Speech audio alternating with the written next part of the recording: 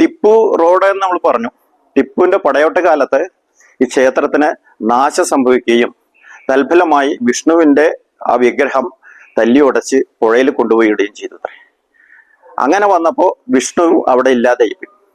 അപ്പൊ വീണ്ടും വിഷ്ണുവിന്റെ ഒരു പുതിയ വിഗ്രഹം അവിടെ കൊണ്ടുവന്ന് പ്രതിഷ്ഠിക്കുകയാണ്. നമസ്കാരം, സുധീഷ് ചെമ്പശ്ശേരിയാണ്. അപ്പൊ ഞാനെന്നുള്ളത് പാലക്കാട് ജില്ലയിലെ കോങ്ങാട് മണ്ണാർക്കാട് റൂട്ടില് ടിപ്പു സുൽത്താൻ റോഡില് നെല്ലിപ്പുഴ തീരത്തുള്ള മുക്കണ്ണം ശിവക്ഷേത്രത്തിലാണ് കേട്ടോ. മനോഹരമായിട്ടുള്ള ഒരു ശിവക്ഷേത്രം, ഒരുപാട് പഴക്കമുള്ളൊരു ക്ഷേത്രം കൂടിയാണിത്. അതുമാതിരി ഒരുപാട് പ്രത്യേകതകൾ ഞാൻ ഉള്ളിൽ കയറിയപ്പോൾ കണ്ടു.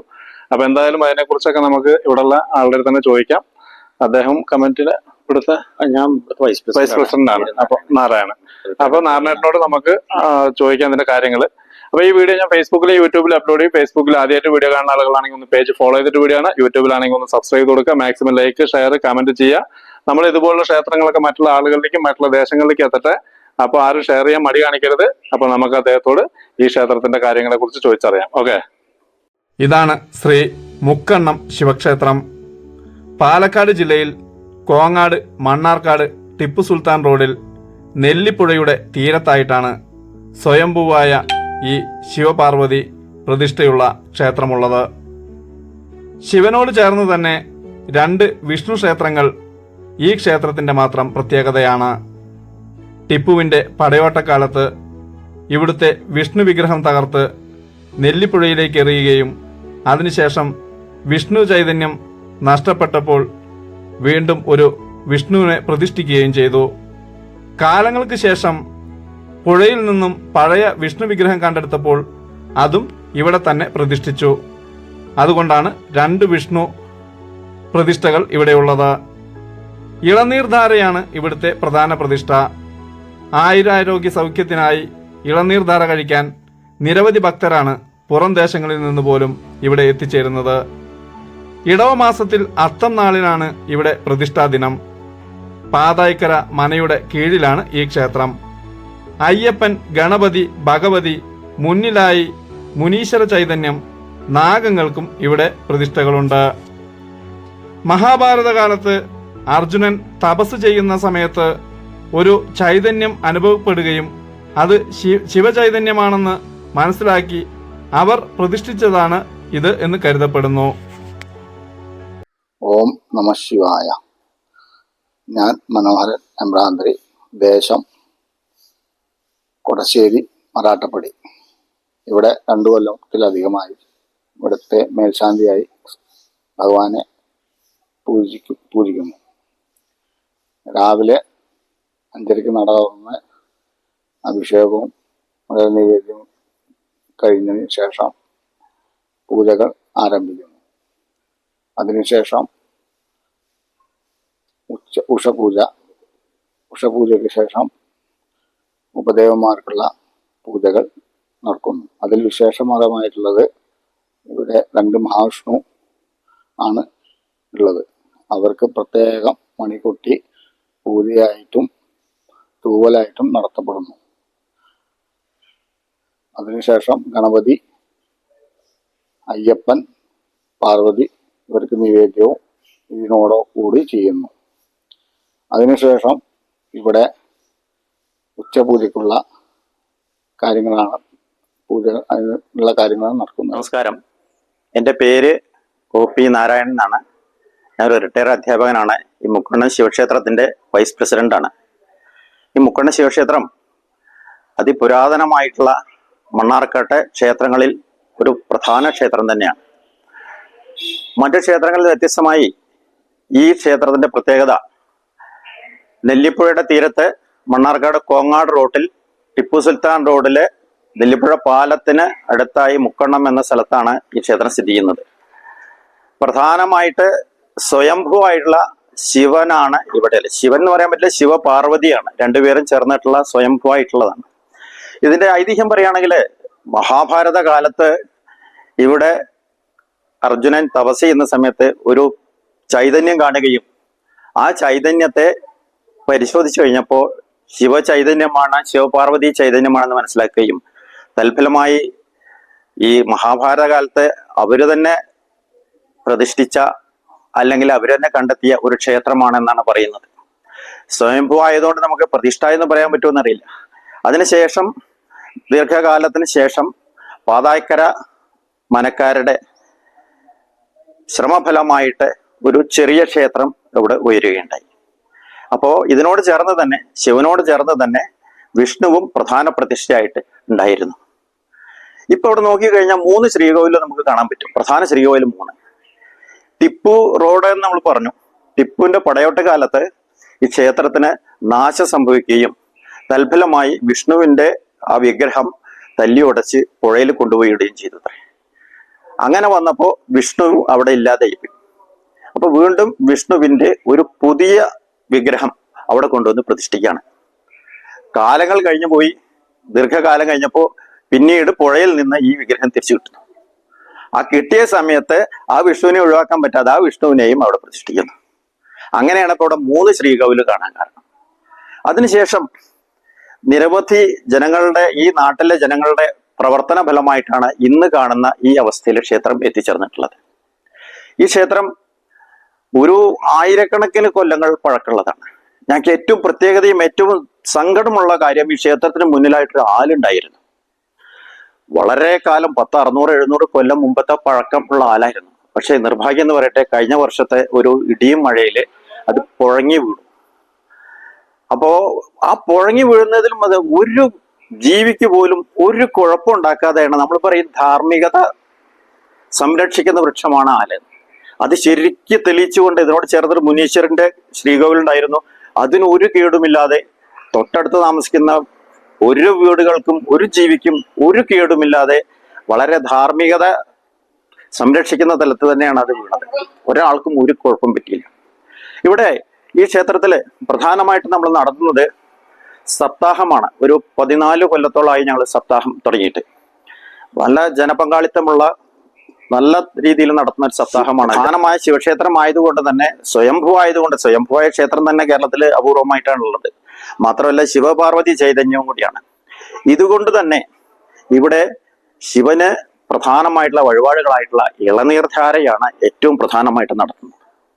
ഈ ഇളനീർധാര നടത്തിയാൽ ശിവനിൽ നിന്നുള്ള ആ ഒരു ചൈതന്യം നമ്മളിലേക്ക് എത്തുകയും നമ്മുടെ ഭാവിയെല്ലാം ഭാസുരമാവുകയും ചെയ്യുമെന്നുള്ളൊരു വിശ്വാസം ഈ നാട്ടിലെ ജനങ്ങൾക്കുണ്ട്.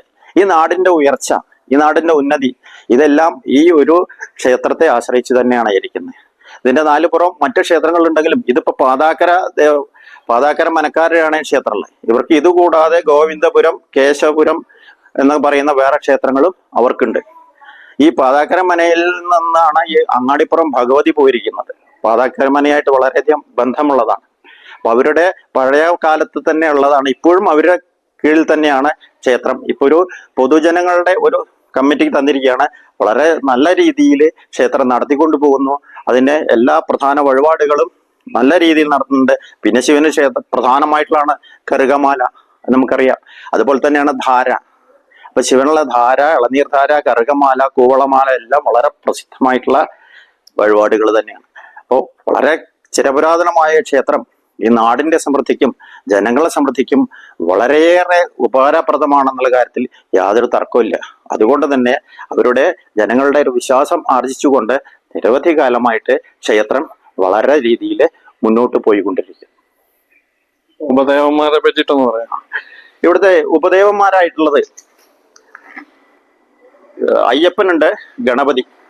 അവര് അങ്ങനെ ആ തെക്കേ മൂലയിലായിട്ട് പ്രതിഷ്ഠിച്ചിട്ടുണ്ട്. അതുപോലെ കിഴക്കേ മൂലയിൽ ഇടത് ഭാഗത്തായിട്ട് നമുക്ക് കാണാം ഭഗവതിയുടെ ചൈതന്യമുണ്ട്. അതുപോലെ തന്നെ ഒരു മുനീശ്വര ചൈതന്യം, പ്രശ്നം വെച്ച സമയത്ത് ഒരു മുനീശ്വര ചൈതന്യം നീണ്ടുകൊണ്ട് അത് ആലിനോട് അടുത്ത് പ്രതിഷ്ഠിക്കണമെന്ന് പറഞ്ഞുകൊണ്ടാണ് ക്ഷേത്രത്തിന് മതിലകത്തിന് പുറത്താണ് മുനീശ്വരന്റെ ഒരു ക്ഷേത്രം അവിടെ നിർമ്മിച്ചിരിക്കുന്നത്. ദിവസേന വിളക്ക് വയ്ക്കലും പൂജയുമെല്ലാം അവിടെയും നടത്തുന്നുണ്ട്. അപ്പൊ 2 ദേവന്മാരാണെങ്കിലും 3 പ്രതിഷ്ഠയായിട്ട് വരുന്നുണ്ട്. അത് ഞാൻ ആദ്യം പറഞ്ഞു, വിഷ്ണുവിന്റെ ഈ വിഗ്രഹത്തിന്റെ ആ തകർച്ചയായിരുന്നു രണ്ടാമത് അവിടെ കൊണ്ടുവരാൻ കാരണം. അങ്ങനെ 2 അവതാര വിഷ്ണുവും ഒരു സ്വയംഭൂവായിട്ടുള്ള ശിവപാർവതി ചൈതന്യം ഉൾക്കൊള്ളുന്ന മനോഹരമായ ക്ഷേത്രമാണ് ഇത്. ഇതില് ഗണപതിക്ക് മുട്ടിറക്കുന്നുണ്ട്. അയ്യപ്പന് ഈ ശബരിമല കാലത്തെല്ലാം ധാരാളം ഇവിടെ കെട്ടുനിറകൾ നടക്കുന്നുണ്ട്. അതുപോലെ തന്നെ ചോറൂണുകൾ നടക്കുന്നുണ്ട്.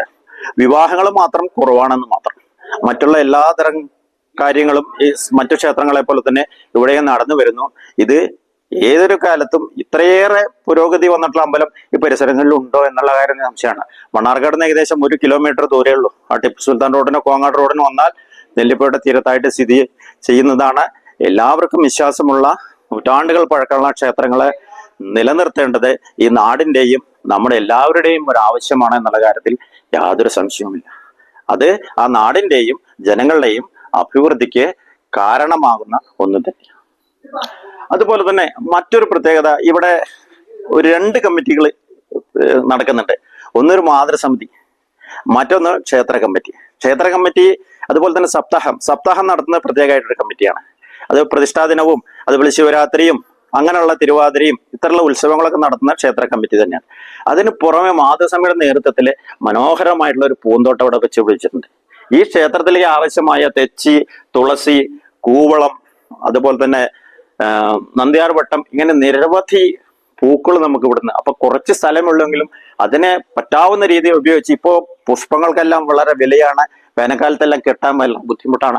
ആ കാലത്ത് ആ മാതൃസമിതി ദിവസേന വന്ന് ഇത് സംരക്ഷിച്ചുകൊണ്ട് ക്ഷേത്രത്തിലേക്ക് ആവശ്യമുള്ള എല്ലാ പുഷ്പങ്ങളും ഇവിടെ തന്നെ ലഭിക്കുന്നു എന്നുള്ളത്, ഇവിടെ കിട്ടാനുള്ള അവസരം ഒരുക്കുന്നു എന്നത് നമ്മുടെ നാടിന്റെ ഒരു പ്രത്യേകതയാണ്. മറ്റുള്ള എല്ലാവർക്കും മാതൃകയായി എടുക്കാവുന്നതാണ്. ഇന്നുള്ള കാലത്തെ ക്ഷേത്രങ്ങളിൽ ഇതുപോലെ പൂക്കൾ കിട്ടാനില്ല എന്ന് പറയും. പക്ഷെ അത് നേടിച്ച് അവിടെ തന്നെ നമുക്ക് ചെറിയ ഒരു 2-3 സെന്റിലാണ് ഇപ്പൊ ഇത് അവർ ചെയ്തിരിക്കുന്നത്. അത് ആ മാതൃസമിതിയുടെ ശ്രമഫലമായിട്ടാണ് ഇത്രയേറെ പുഷ്പങ്ങൾ ദിവസേന അവർ വന്ന് പരിപാലിക്കുന്നുണ്ട്. പിന്നെ വളങ്ങൾ കൊടുക്കുന്നുണ്ട്, ചാണക വെള്ളവും പലതും കൊടുക്കുന്നുണ്ട്, നനയ്ക്കുന്നുണ്ട്. അങ്ങനെ മനോഹരമായിട്ട് ഈ വേനൽക്കാലത്തും നന്നായിട്ട് പുഷ്പിച്ച് നിൽക്കുന്നത് കാണാം. ഇവിടേക്ക് ആവശ്യമുള്ള, ക്ഷേത്രത്തിന് ആവശ്യമുള്ള എല്ലാ പുഷ്പങ്ങളും ഇവിടുന്ന് കിടുന്നു. അപ്പൊ മാതൃസമിതിയുടെ പ്രവർത്തനവും വളരെ ശ്ലാഘനീയമായിട്ടുള്ള ഒന്നാണ് നമ്മുടെ ഈ ക്ഷേത്രത്തിൽ ഉള്ളത്. മണ്ണാർക്കാട് നിന്ന് വരുന്നവര്, മണ്ണാർക്കാട് ടൗണിൽ നിന്ന് ടിപ്പു സുൽത്താൻ റോഡ് കോങ്ങാട് പോകുന്ന റോഡിന് 1 കിലോമീറ്റർ വന്നാൽ നെല്ലിപ്പുഴ കഴിഞ്ഞാൽ, പാലം കഴിഞ്ഞാൽ ഉടൻ തന്നെ ഇടത്തോട്ട് റോഡ് കാണാം. അവിടെ മുക്കണ്ണൻ ശിവക്ഷേത്രം എന്ന് എഴുതി വെച്ചിട്ടുണ്ട്. മണ്ണാർക്കാട് വരുന്നവർക്ക് അതിൽ വരുന്നത്. ഇനി അതിലൂടെ കുറച്ചുകൂടി പോയാലാണ് ഈ പള്ളിക്കുറുപ്പ് ക്ഷേത്രമൊക്കെ വരുന്നത്. കോങ്ങാട് വരുന്നവർക്ക് കോങ്ങാട് നിന്ന് വരുന്നവർ മണ്ണാർക്കാട് എത്തുന്നതിന് മുമ്പ് പാലത്തിന് തൊട്ട് മുമ്പ് ഇറങ്ങാം. അതുപോലെ ചരക്കൽപ്പടി, വിയക്കുറിശി, പാലക്കട, പല സ്ഥലത്തു നിന്നും ഇവിടേക്ക് ധാരാളം ജനങ്ങൾ വരുന്നുണ്ട്. സപ്താഹകാലത്ത് പറയും വേണ്ട, പല സ്ഥലങ്ങളിൽ നിന്നും ഇവിടെ ജനങ്ങൾ വന്നുകൊണ്ടിരിക്കുന്നുണ്ട്. അപ്പൊ മണ്ണാർക്കാട് വന്ന് വരുന്നതാണ് ഏറ്റവും ഉചിതം. 1 കിലോമീറ്ററേ ഉള്ളൂ, മണ്ണാർക്കാട് 1 കിലോമീറ്റർ ദൂരേ ഉള്ളൂ. കോങ്ങാട് ടിപ്പു സുൽത്താൻ റോഡിന് വരിക, 1 കിലോമീറ്റർ കഴിഞ്ഞാൽ നെല്ലിപ്പുഴ പാലം കാണും. പാലം കഴിഞ്ഞാൽ ഉടനെ ഇറങ്ങുക. അവിടുന്ന് ഇടത് സൈഡിലേക്ക് മുക്കണ്ണൻ ശിവക്ഷേത്രം എന്ന ബോർഡിട്ട് അതിലൂടെ ഒരു 100 മീറ്റർ വന്നാൽ ഈ മുക്കണ്ണൻ ശിവക്ഷേത്രത്തിലേക്ക് എത്തിച്ചേരാൻ കഴിയും. ആഘോഷങ്ങളെ പറ്റി പറയാം. ഇവിടുത്തെ ആഘോഷങ്ങൾ പ്രധാനമായിട്ട് ശിവരാത്രിയാണ്. ശിവരാത്രി പണ്ട് മുതൽ തന്നെ ഒരു ആഘോഷം ഇല്ലാത്ത കാലത്ത് വെറും പട്ട മാത്രം മേഞ്ഞേരി കിടക്കുന്ന അത്രയും ദാരിദ്ര്യം പിടിച്ചൊരു കാലം ഉണ്ടായിരുന്നു. അന്ന് തന്നെ എവിടെ നിന്നൊക്കെ ജനങ്ങൾ വരുന്നത് കാണാം. ശിവരാത്രിക്ക് വലിയ തിരക്ക് ഇവിടെ ഉണ്ടാകാറുണ്ട്. ഇത് പുതിയ കമ്മിറ്റി വന്ന ശേഷം വിപുലമായിട്ട് മറ്റു പരിപാടികളെ ഉൾപ്പെടുത്തിക്കൊണ്ട് ഇവിടെ തലേ ദിവസം കഥകളി എല്ലാം ആയിക്കൊണ്ട് വിപുലമാക്കിയ ശേഷം വളരെ വലിയ, രാവിലെ മുതൽ ഒരു 5 മണിക്ക് ജനങ്ങൾ വരാൻ തുടങ്ങിയാൽ ഒരു 12 മണി വരെ തുടർച്ചയായി വന്നുകൊണ്ടിരിക്കുന്ന ഒരവസ്ഥയാണ്. ഈ വർഷവും അതേ, ഒരു 12 മണിക്ക് ഞങ്ങൾക്ക് നട അടയ്ക്കാൻ പറ്റുള്ളൂ. അത്രയ്ക്കധികം ജനങ്ങൾ വന്നിരുന്നതാണ്. അതുപോലെ വൈകുന്നേരം പരിപാടികൾ ഉണ്ടാവും. വൈകുന്നേരം ദീപാരാധനയ്ക്കും അതോടൊപ്പം തന്നെ ഒരു സഹസ്രദീപം, ലക്ഷദീപത്തിനും ഞങ്ങൾക്ക് അത്ര സ്ഥലമില്ല. അതുകൊണ്ട് ഞങ്ങള് ഒരു സഹസ്രദീപമാണ് ഇവിടെ ചെയ്യല്. സഹസ്രം ആണെങ്കിലും അതിൽ കൂടുതലെല്ലാം വിളക്കുകൾ വരാറുണ്ട്. അപ്പൊ ജനങ്ങളുടെ വലിയ പങ്കാളിത്തം ഉണ്ട്. ഉള്ള സൗകര്യത്തിനനുസരിച്ച് നല്ല രീതിയിൽ സഹസ്രദീപം ഇവിടെ നടത്തുന്നുണ്ട്. അതുപോലെ തന്നെ തിരുവാതിരയ്ക്കും നല്ല ഉത്സവങ്ങൾ ഇവിടെ പതിവുണ്ട്. കഥകളിയോ അല്ലെങ്കിൽ ഓട്ടംതുള്ളലോ, പിന്നെ ക്ഷേത്രകലകളാണ് ഞങ്ങൾ അധികം പ്രാധാന്യം കൊടുക്കുന്നത്. മറ്റു കലകളേക്കാൾ, അല്ലെങ്കിൽ ശാസ്ത്രീയമായ നൃത്തങ്ങൾ അത്രയൊക്കെ തന്നെ. അതിന്റെ അപ്പുറമുള്ള മറ്റുള്ള ഗാനമേള അതിലേക്കൊന്നും ഞങ്ങൾ അധികം പോകാറില്ല. അപ്പൊ ക്ഷേത്രകലകളെ എങ്ങനെ വികസിപ്പിക്കാം എന്നുള്ള ഒരു ഉദ്ദേശം കൂടി ഞങ്ങളത് ഉദ്ദേശിക്കുന്നുണ്ട്. അങ്ങനെയാണ് ഞങ്ങൾ ഈ ക്ഷേത്രകലകൾ ഇവിടെ ആഘോഷമായി നടത്തുന്നത്. മറ്റൊന്ന് സപ്താഹം തന്നെയാണ്. 7 ദിവസം 14 കൊല്ലം തുടർച്ചയായിട്ട് ഇവിടെ സപ്താഹം നടത്തി. ഏറ്റവും മണ്ണാർക്കാട് പ്രദേശത്ത് സപ്താഹത്തിന് എത്രയും ഒരു പ്രാധാന്യം കിട്ടിയത് മുക്കണ്ണൻ ശിവക്ഷേത്രത്തിലെ സപ്താഹം തുടങ്ങിയ ശേഷമാണ്. ആയിരക്കണക്കിന് ജനങ്ങൾ തന്നെ ഉള്ള അവസ്ഥ ഉണ്ടായിരുന്നു. അവർക്ക് ഭക്ഷണം കൊടുക്കും, രാവിലെയും ഉച്ചയ്ക്കും ഭക്ഷണം കൊടുക്കും. അങ്ങനെ ചില ദിവസങ്ങളിൽ 7 മണി 8 മണി വരെയൊക്കെ അല്ല. മാത്രമല്ല, ഞങ്ങൾക്ക് ഈ അവവ്രത സ്ഥാനത്തിന് ഒരു തൊട്ടടുത്തൊരു നദിയുണ്ട്, നെല്ലിപ്പുഴ. അപ്പൊ അവിടെ കൊണ്ടുപോയിട്ട് ഒരു ആറാട്ടോടെ ഞങ്ങൾ വിപുലമായിട്ട് തന്നെയാണ് ഈ സപ്താഹം നടത്തി വരുന്നത്. അപ്പോൾ ശിവരാത്രി, സപ്താഹം, പിന്നെ പ്രതിഷ്ഠാ ദിനമാണ്. പ്രതിഷ്ഠാ ദിനം ആദ്യം ഞങ്ങൾ 2004 ഒരു കലശം നടത്തിയത്. 2004 കലശം നടത്തിയപ്പോൾ ഇടവ മാസത്തിലെ രോഹിണിയായിരുന്നു നാളെ. അങ്ങനെ അതിലൂടെ പ്രതിഷ്ഠാ ദിനം എല്ലാ വർഷവും ആഘോഷിച്ചു വരുന്ന സമയത്ത് പുനഃപ്രതിഷ്ഠ വന്നു. പീഠമൊക്കെ ഒന്ന് മാറ്റി. ശിവന്റെ സ്വയം പോയിട്ട് നമുക്ക് വിഗ്രഹമൊന്നും മാറ്റാൻ പറ്റില്ല. അപ്പൊ പീഠം മാറ്റി. അതുപോലെ തന്നെ വിഷ്ണുവിനെ ഒരു പുതിയ വിഗ്രഹം ആക്കിയിട്ട്, ആ പൊട്ടിയ വിഗ്രഹമായിരുന്നു, അതൊക്കെ ഒന്ന് മാറ്റി പുതിയതായിട്ട്. ജനങ്ങളുടെ നല്ല പങ്കാളിത്തമുണ്ട്. ആ പ്രതിഷ്ഠാ ദിനവും 3 ദിവസം പ്രാധാന്യമായിട്ട് ആഘോഷിച്ചുകൊണ്ടിരിക്കുന്ന ഒരു മഹാക്ഷേത്രങ്ങളിൽ ഒന്ന് തന്നെയാണ് മുക്കണ്ണൻ ശിവക്ഷേത്രം.